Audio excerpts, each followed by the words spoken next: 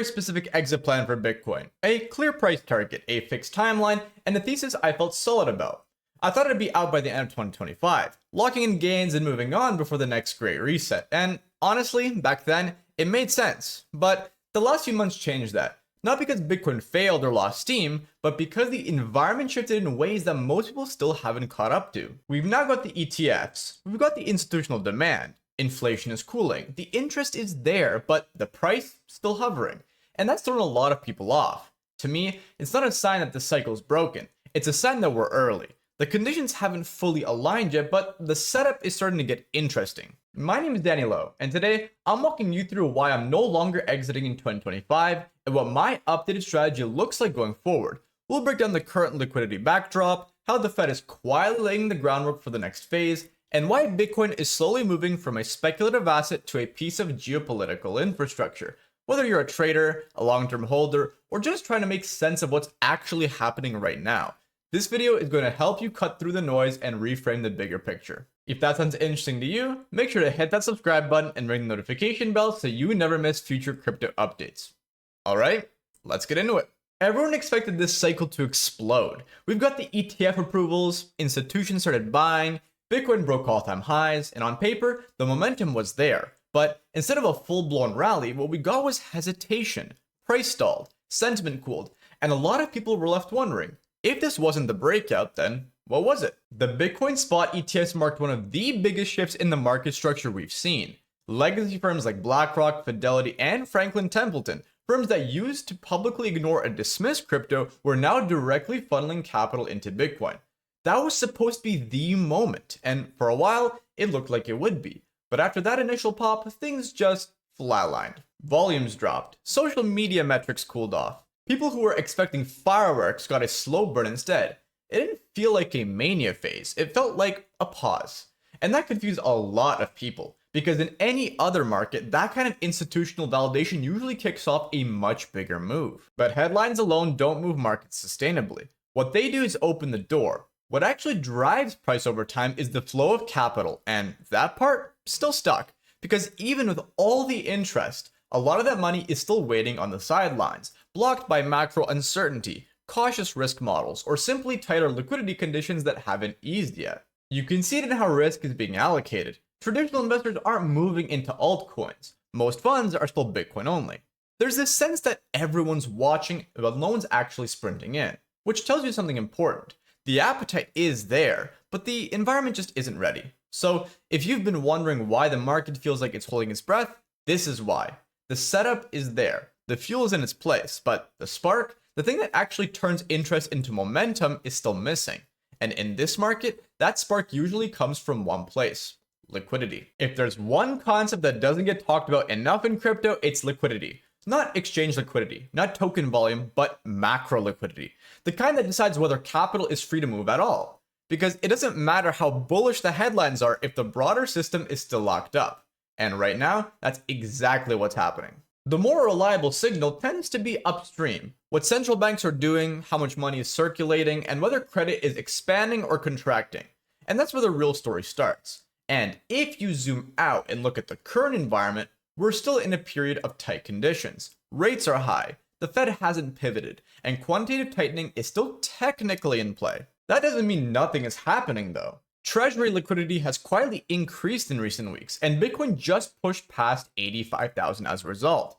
Stablecoin flows are starting to pick up. On-chain activity is creeping higher. These are the kind of slow-moving shifts that usually show up before anything else does. Think of M2 like the oxygen in the financial system. When the tank's wide open, capital flows fast. When it's restricted, everything gets sluggish. Right now, the valve isn't fully open, but it's loosening. And that's enough for Bitcoin to start breathing again. It's important to understand the differences between types of liquidity. When M2, the broad money supply, starts growing, Bitcoin tends to benefit first. It's simple, it's liquid, and it's increasingly recognized as a macro proxy. Meanwhile, altcoins tend to rely on far looser financial conditions. Things like balance sheet expansion, zero interest borrowing, and strong risk on appetite.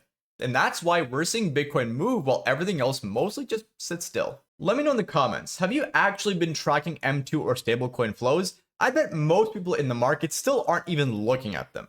you'll hear people calling for alt season or chasing low cap coins hoping to front run a rally. But without real liquidity behind it, that kind of movement doesn't stick. Bitcoin doesn't need a hype wave, it just needs capital to unlock. And when that unlock begins, it's usually the first out of the gate. So when we talk about where this market is headed, it's not just about sentiment or speculation, it's about flow. And right now, the early signals suggest that flow is slowly coming back. We're not there yet, but we're closer than most people think. Bitcoin has always been framed as an alternative, something outside the current system. But that's starting to change. Slowly, quietly, it's moving into a new category. It's not just a speculative asset anymore, it's becoming a policy tool. Earlier this year, the federal government established a strategic Bitcoin reserve, treating Bitcoin the same way it treats gold. Not just as an investment, but as a geopolitical hedge. And right now, the US holds roughly 200,000 Bitcoin, making it the largest known government holder on the planet. Politicians are also floating proposals to fund Bitcoin purchases using tariff revenue or by revaluing legacy gold reserves. The underlying message is clear. Bitcoin is no longer being treated as a threat to the system. It's being evaluated as a tool for strengthening it. Globally, we're seeing similar behavior. Central banks are exploring Bitcoin in their reserves. Russia and China have started conducting small portions of trade using Bitcoin.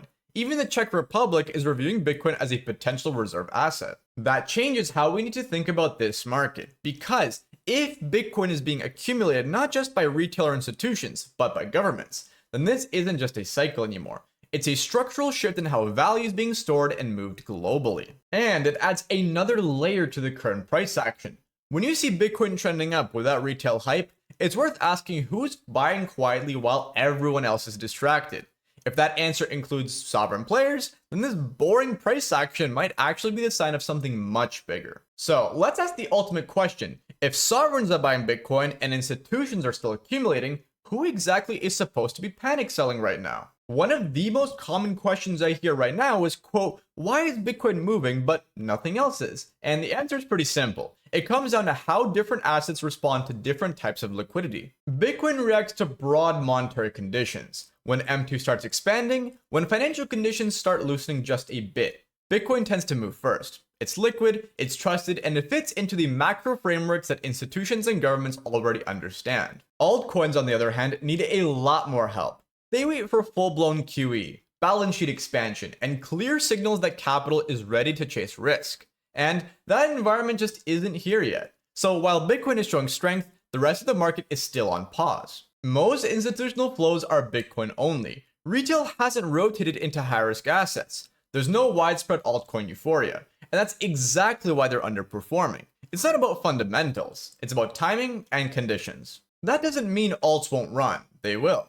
But they follow liquidity, they don't lead it. And until that risk-on environment actually materializes, they're just not built for this type of market. And keep in mind, we've seen this play out before. Last cycle, Bitcoin ran solo for months, and then out of nowhere, the rotation hit. The people who were positioned early didn't have to time it perfectly. They just had to be there when the window opened.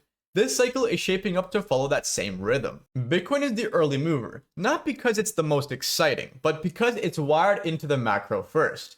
The rest of the space tends to wake up later. So if the market feels uneven right now, that's because it is. And that's not a sign that something's wrong. It's a sign that the cycle is still just warming up. When I first mapped out my exit strategy, it was all about timing and price. Sell a percentage at 150k, another chunk around 200k, and the rest if we got anywhere near 250k. That was the plan. But I realized price alone isn't enough. You can hit a target without hitting the environment that makes it worth exiting. Now, I'm watching for conditions. Liquidity needs to be flowing. Altcoins need to be running.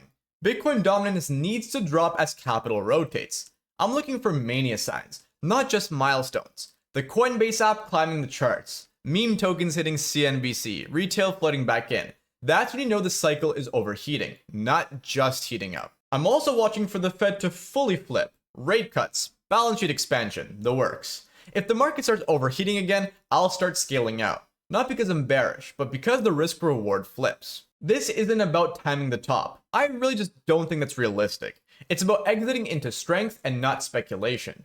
Cycles end with emotion and not logic, frankly, so I'd rather sell when everyone else thinks it's just getting started. The biggest lesson from this cycle so far is that patience isn't passive, it's positioning. It's easy to look at sideways price action or slow altcoin movement and assume that the moment has passed. But the deeper you look, the clearer it becomes. The real setup is still forming. We're seeing early signals. Liquidity is starting to loosen. Governments are holding. Institutions are still buying. Policy is shifting, not loudly but steadily. And while most of the market is waiting for fireworks, the smart money is already moving in silence. So no, I'm not scaling out just yet, because this doesn't feel like the end of a run. It feels like the beginning of something much bigger.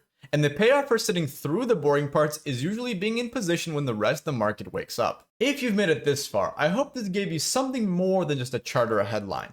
I hope it gave you context, a real lens for understanding what's playing out right now, and why rushing to take profits might be the wrong move this time around. Let me know down in the comments, do you have your own exit plan for this cycle, or are you still deciding what to do if Bitcoin keeps running? If you want to keep following along as this unfolds, make sure to hit that subscribe button and ring the bell so you don't miss future updates. I'll be tracking this in real time and helping you stay grounded when the market finally starts moving again. Thanks for watching, and I'll see you in the next one.